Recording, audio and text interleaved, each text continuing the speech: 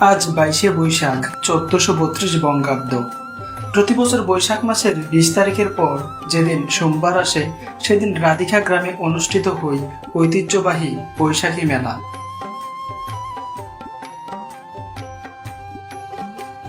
ছোট বড় সকল বয়সের মানুষ মেলায় আসে। চারদিকে থাকে উৎসবের আমেজ।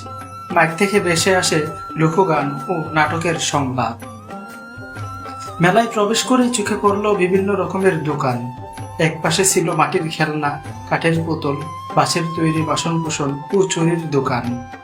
অন্যদিকে খাবারের স্টলে বিক্রি হচ্ছিল জিলাপি, রং বেরঙের বিভিন্ন তিল্লাই, চটপটি, ফুচকা সহ আরো নানান জিনিস।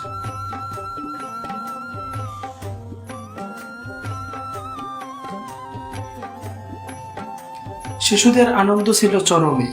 তারা নাগরদোলায় চড়ছে, কেউ ঘুড়ি ও বেলুন কিনছে। মেলায় স্থানীয় কারিগররা তাদের হস্তশিল্পের পসরা সাজিয়ে বসেন। অনেকেই সেখানে দেশীয় শাড়ি, গামছা, পাটি ইত্যাদি বিক্রি করছেন। মেলায় আগত দর্শনার্থীদের ভিড় ছিল চোখে পড়ার মতো।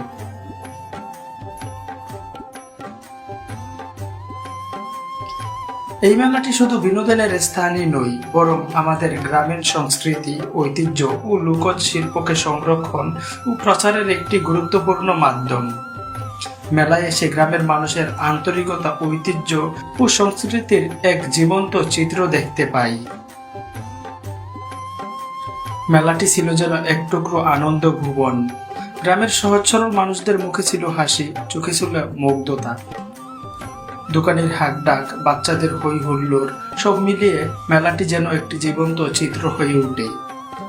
এমন মেলা গ্রামীণ জীবনের অবিচ্ছেদ্য অংশ, যা শুধু ঐতিহ্য নয়, মানুষে মানুষে সংযোগও গড়ে তোলে।